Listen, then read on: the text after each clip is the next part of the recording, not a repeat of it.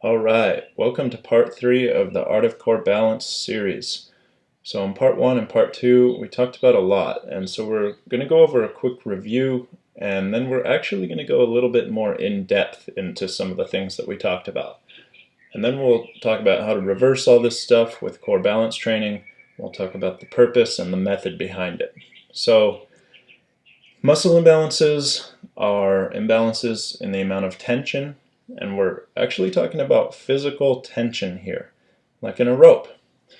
And in the muscles, we call that tone, and we're talking about muscles anterior and posterior to the spine. And these imbalances can bring us into these positions that we consider to be poor posture. And if we look at the guy on the left, we see that he has natural curvatures of his spine. But with the guy on the right, he has these same curvatures, they're just accentuated. So that's what these muscle imbalances are doing. They're just over-exaggerating the natural curvatures of our spine. And it brings us down and we actually become shorter. So the goal is to try and stay as open and as tall as possible. So we have names for these postural positions. Cross posture syndrome, which is composed of upper cross posture and lower cross posture. And these postural syndromes result, so what we see clinically in people is these abnormal positionings. So we see anterior pelvic tilt, we see the ribs flaring in the front, and we see forward head posture. But what we now know is what lies underneath these abnormal positions is muscle imbalances and increased muscle tension and the stress that's causing it. So we're going to go a little bit deeper into this image here. It's actually one of my favorite images of the whole presentation.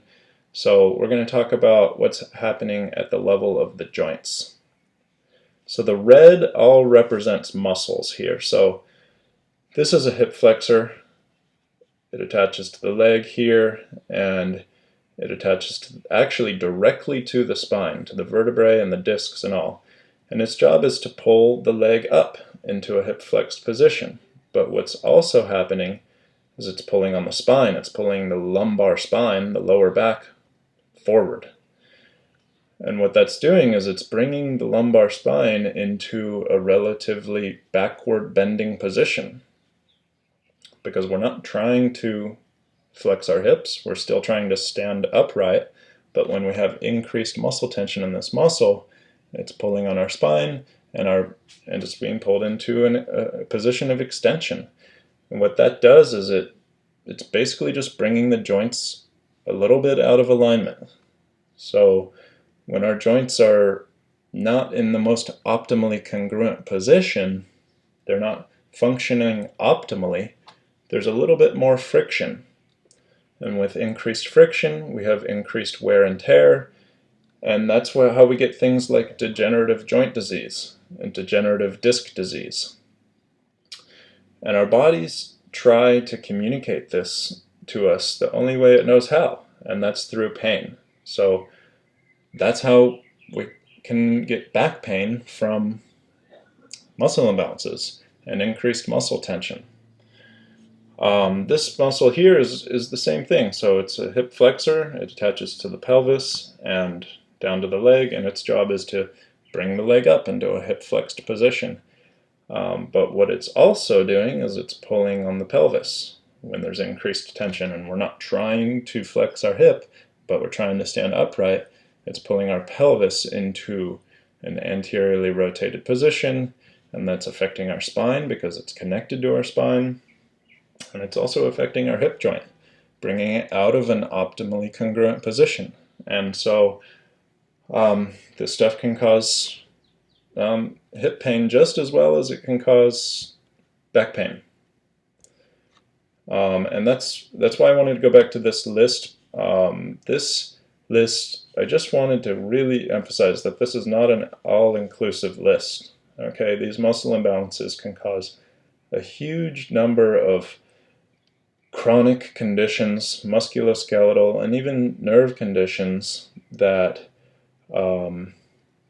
are the result of the same cause, okay? The same muscle imbalances with the hip flexors and the core can result in a lot of different things. And basically where we feel it, where we take the biggest hit, is our weakest link. So if for some reason someone has, their weakest link is their hip, that's likely where they're going to feel it, or their knees, or wherever. That's where the muscle imbalances have the biggest impact, and the weakest link of the chain. And the reason I underlined and emphasized lower back pain is because it's just so closely related to the core. It's the closest, most intimate area of joints that's connected to our core. So it's an extremely common area to take the biggest hit. Here's a look at upper cross again. So I want to look at this one over here. So the muscle imbalances are pulling this guy into a forward bent position, the upper spine, the upper thoracic spine. And when we normally bend forward, we're looking down, right? But this guy doesn't want to look down. He's not trying to bend forward. The muscle imbalances are pulling him into that position, so he's looking forward. But what happens at the neck is it's as if he is extending his neck, backward bending his neck, just so he can look forward. And if you look at the spaces between the vertebrae here, there's not much. There's a lot of compression there. Let's look at this guy. This guy's got a lot more space between his vertebrae here. So what's happening is the joints are becoming out of alignment. There's increased friction, wear and tear, and degeneration. But not only the neck, but look how closely related the jaw is. This is a joint too. And the neck muscles connect to the head, so we can experience jaw pain or headaches, shoulder pain, upper back pain. All this stuff can be the result of just this person having too much forward bending in their upper back and having to extend the neck just to look forward. Okay, so now we're going to get into a quick review of part 2, the stress. And we're going to go a little bit deeper on a couple things too. So we experience stress subconsciously, we sense danger, and we go into protection mode. So I'm going to break stress up into acute stress, which is the stress that comes and goes. It happens, and then there's an end to it. That brings us into fight or flight mode. When we're in acute danger, or we're being attacked, or a dangerous situation, we either fight or we run away.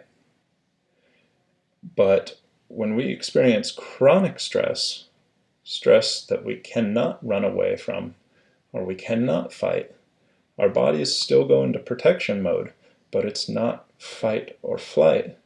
It's that closed up posture that we see. It's the physiological response to stress that our bodies have to pull us, subconsciously pull us into these positions of protection, which is, for humans, is the fetal position.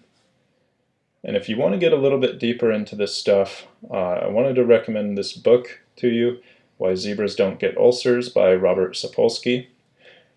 And it talks about, why humans experience all of these diseases related to stress. And the great example is the zebra. They experience stress too, right? When the lion shows up, but then they run away. And the stress ends and they go back to drinking out of the pond. And they're not experiencing that type of chronic stress that we experience as humans. So if you do want to get a little bit deeper, it's a great book, and I recommend it.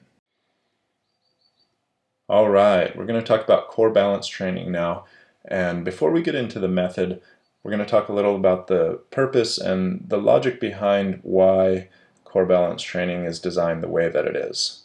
So the whole goal is to reverse these muscle imbalances that are being brought on by this natural phenomenon that's bringing our joints out of alignment and causing increased wear and tear and resulting in pain, which is our body's way of communicating to us. So core balance training is a progression of exercises that is designed to open us back up. And you see pictured here the bridge pose, which I've already talked about, and it's just a great practical example of one of the main exercises we do that's kind of the opposite of sitting, which is the position that we often are going into, and it's a closed down position that we're also being brought into by the muscle tension in our bodies. So let's go a little bit deeper into the logic behind core balance training. Okay, back to this slide one more time. So we're under chronic stress and our body is going into protection mode and sending tension into the muscles that would bring us into the protective position. And in order for our bodies to successfully shorten and tighten certain muscles, it has to relax and shut off the opposing muscles, because remember, every muscle has an opposite, and in order for a muscle to do its job, and in order for it to contract and shorten, the opposite muscle has to lengthen. And so not only is our body sending tension into the muscles that bring us into the protective position, but it's shutting down the muscles that would oppose that action. And so for the hip flexors, the opposing muscles of the hip flexors would be the abdominals, the muscles that would attach to the front of the pelvis and pull up on the pelvis and bring it into that posterior tilted position or neutral, and the glutes, the gluteal muscles, which would attach at the back of the pelvis and pull it down and bring it also into that posterior tilted position, and or keep it in the neutral position. So with an active core, with active abdominals and glutes, you are allowing the hip flexors, when they do need to perform their action, because we do use the hip flexors all day long just to walk, we're able to stabilize the pelvis into a neutral position and the spine into a neutral position without getting pulled into these abnormal motions of anterior tilt or increased lordosis, getting the spine pulled into that position of extension, because the opposing muscles stabilize the spine, stabilize the pelvis, and allow us to go about our day and perform our functional movements without our joints out of alignment. And remember, when we move with our joints out of alignment, we're experiencing increased friction, wear and tear, and degeneration. So that's what core balance training is all about. It's about reactivating the muscles that normally shut down in response to stress, our physiological response to stress, and strengthen them, and then use these muscles to lengthen and open these muscles that normally shorten and tighten in response to the increased tension in our bodies from stress. Here's another look at this slide from part 1 that shows the muscles that tend to shut down in blue and the muscles that tend to become overactive in red, and that's how we get the cross. And we put it all together and you get cross posture syndrome, and this looks really complicated. And I wanted to bring this up because it can seem really intimidating to try and correct all of these muscle imbalances individually by strengthening this muscle here and stretching that muscle there and contracting this muscle and holding that muscle tight and trying to walk around and go about your day looking like the guy on the left. It's a really unnatural way to try and develop good posture. So core balance training aims to recognize this problem for what it is, which is a global problem. And so the goal is to develop your core in a way that we've once done already. When we were infants, we developed our core. And somehow by the age of 4, we had perfect posture without anyone telling us what a muscle is, or how to contract it, or how to hold your head in a certain position. So core balance training is based off of teachings that aim to reproduce the way that we developed our core as infants. And so it's a really organic way to develop your core. And the good posture comes naturally, it falls into place. So core balance training can be broken up into 4 phases, and phase 1 is all about developing the awareness of our core muscles that tend to shut down. And for some of us that have had chronic problems, these muscles have been shut down for a while, and we actually have forgotten how to use them or activate them at all. And we have names for this in the industry. You may have heard of gluteal amnesia. That's when the glutes actually have been shut down for so long that a person isn't even able to contract them. And deep core amnesia, when the deeper muscles of our core shut down. And so we introduce you to some exercises that help to develop awareness of these muscles so that we can activate them. And one of the things we start with is learning how to breathe properly, because the deep core muscles are intimately related to breathing. And one of the first things and best things that you can do to start out is to learn how to breathe properly. And then we introduce you to your anchor zones, which are the areas of our body that we learn to push away from when we're infants. Because all a baby wants to do is get up and be like everyone else. And the only way they know how to get up is to push away from the floor. And they're not using their arms and legs, they're pushing away from their trunk. And they're pushing away from certain zones, certain anchor points of their core that is helping to develop it. And this is a natural process. So we introduce you to these anchor points and the anchor zones, and we actually get down on the floor and we learn to push away from them, and the muscles that we need to activate actually come on automatically. And so we don't need to contract this muscle or isolate that muscle because it happens naturally. And that's what phase 1 is all about, is becoming aware of your core through pushing away and also learning how to breathe. Phase 2 is all about activating and strengthening the muscles that we've just become aware of. So we've just learned what these muscles feel like and how it feels to use them, and now we want to awaken them and make them more part of our daily movements. So we introduce exercises like the bridge, and we really focus on form, because as humans, we are masters of compensation. Especially if we've had these muscle imbalances for a while, we could be doing an exercise like the bridge and look like we're doing it properly, but actually be using muscles that aren't helping our cause. So like for the bridge, we really focus on using the abdominals and the glutes to work together as a force couple to lift the pubic bone to the sky. And we introduce other exercises like this and progressions of these exercises, and we also integrate breathing into these exercises. So we learn how to breathe properly while moving our bodies and strengthening our core in order to prepare us for phase 3. Phase 3 is all about moving in a healthy way. So we learn how to perform healthy movements with our core. We move with our core and from our core as our center of power. And I just really want to emphasize the fact that someone could be a high-level athlete and be able to do a movement like a squat and be compensating and look like they're doing a squat in the right way, but be using muscles that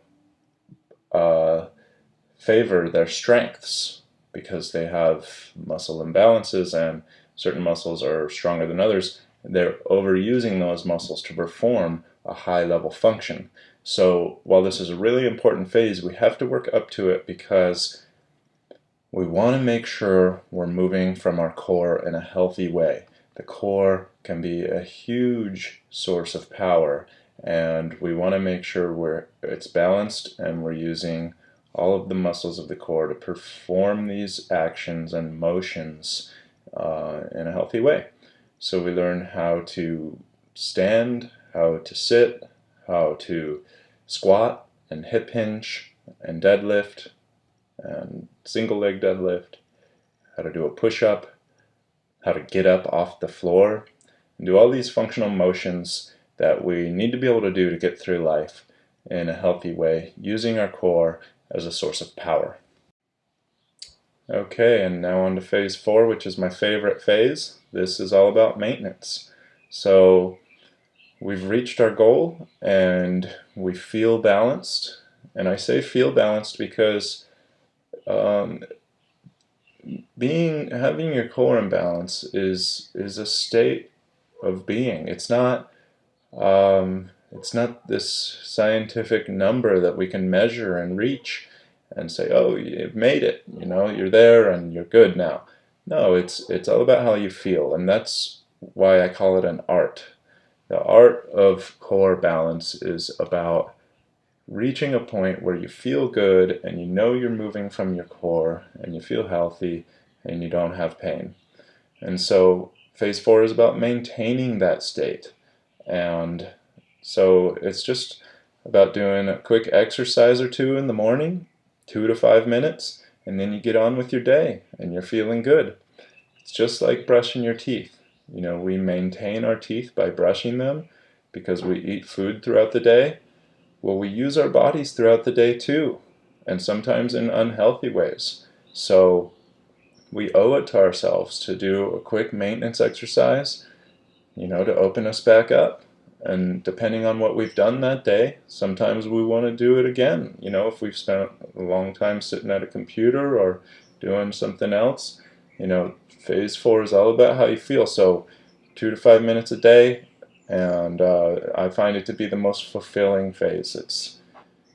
It's empowering to know that you are able to take care of your body and maintain your body in a healthy state. And phase 4 is the phase that I'm in right now. It doesn't end. It's something that goes on, and you can continue it throughout life, and you can be feeling good no matter how old you get.